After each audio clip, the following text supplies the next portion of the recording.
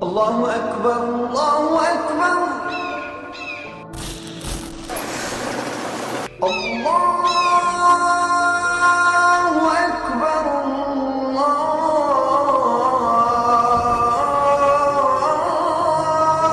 Akbar. Land is life.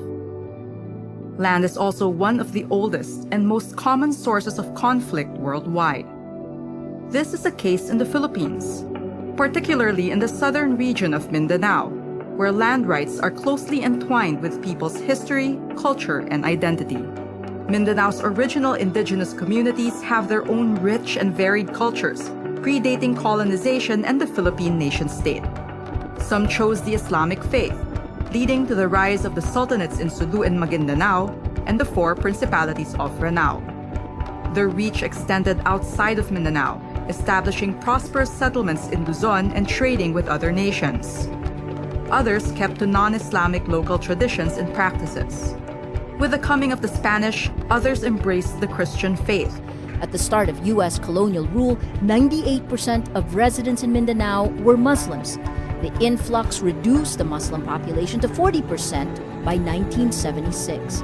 As of 2005, it's down to only 20%. The Moros became the minority in their own homeland. The Spanish-American War, which started in Cuba, changed the history of the Philippines. The American had helped Cuba against Spanish because they protect their citizens, whom are residents of Cuba. In line with protecting business investment and trading system, the war ended up with the signing of the Treaty of the Paris, which happened on December 10, 1898. As a result, Spain lost its control over the remains of its overseas empires, and that includes our country, which is the Philippines. Then, the American colonization in the Philippines started. With their coming, they had designed plans for Philippines for naval and military, economic, religious, and capitalism and democracy purposes.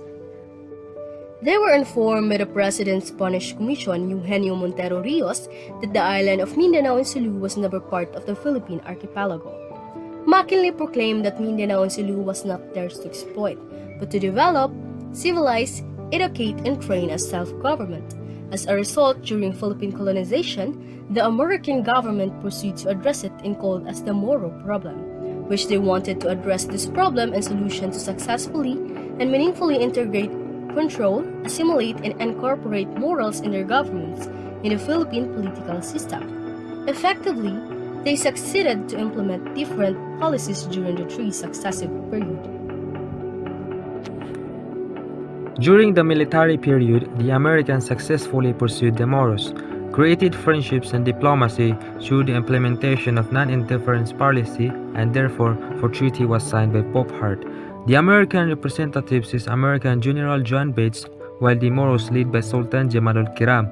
The two parties had different motives, and saying the truth for Americans, they strongly used freedom for the purpose of computing population in the Moro homeland. White borders believe that treaty is for the safety of their homeland and exposition of American colonial. The American main concern is to gain Muslim acknowledgement and United States sovereignty in children, to prevent eventual tactical alliance between the revolutionaries and the moral warriors, which will be too difficult to handle. During the period of Moro Province from 1903 to 1913, the American government decided to abandon the policy of non-interference and adopt the policy of direct rule over the Muslims with a view to prepare them for integration into the body politics of the Philippines. It was also influenced by different reasons and factors. During this period, the Americans implemented several new rules and policies, and one of them are a set of different land laws which turned to be all capitalistic. These new laws changed the land ownership system of the Moros that they were accustomed to. These were actually legal props used by the Americans to dispose the Moros from their lands. Capitalistic land laws. The American government had implemented a concept of land ownership. First is the Land Registration Act number 496. It was on November 1902 that required the registrations of lands occupied by private persons or corporations. Application for registration of title should be in writing, signed and sworn to by applicant. Second is the Public Land Act number 718. It was on April 4, 1903. This made void land grants from Moro Sultan or Datus or non-Christian tribes when made without government authority or consent. Next is the Public Land Act 926. It was on October 903. This declared as public government land all land not registered under Act number 496. Next is the Mining Law. Mining Law on 1905. This declared all public lands in the Philippines as free, open for exploitation, occupation, and purchase by citizens of the Philippines and the U.S. A Cadastral Act of 1907. This allowed the educated natives, these were the Indios and non-Indios, bureaucrats, American land speculators who were more familiar with bureaucratic process to legalize claims and served fraudulent service. So let's move on to the third one. It's in fact of the Moros and their land.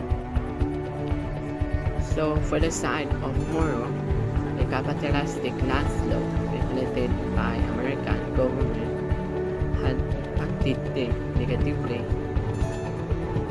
They resented and disliked, which result to resistance and forces out to war, where 1,000 of Moro was killed.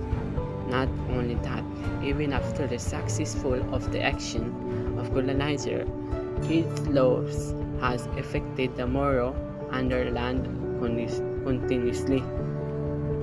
So the second one is the Moro and the indigenous people of Mindanao experienced to the point that they had became squatters in their own land. They also had faced a higher of level discrimination in terms of privation and disparities of land in favor of the non-Muslim settlers, and it was considered land legally grabbing. The third one is the Moro had been dislocated from land they held for centuries and how natural resources was exploited by foreign corporations, and the native inhabitants for dispossessed from their resources of living. So the fourth one is the population of Muslims in Mindanao had been outnumbered by Christian settlers, resulting to Moros minority in their homeland. So the last one is the loss of ancestral lands to the majority of Christian immigrant settler resulted in an economic, social, and political marginalization that generates Moro revolts.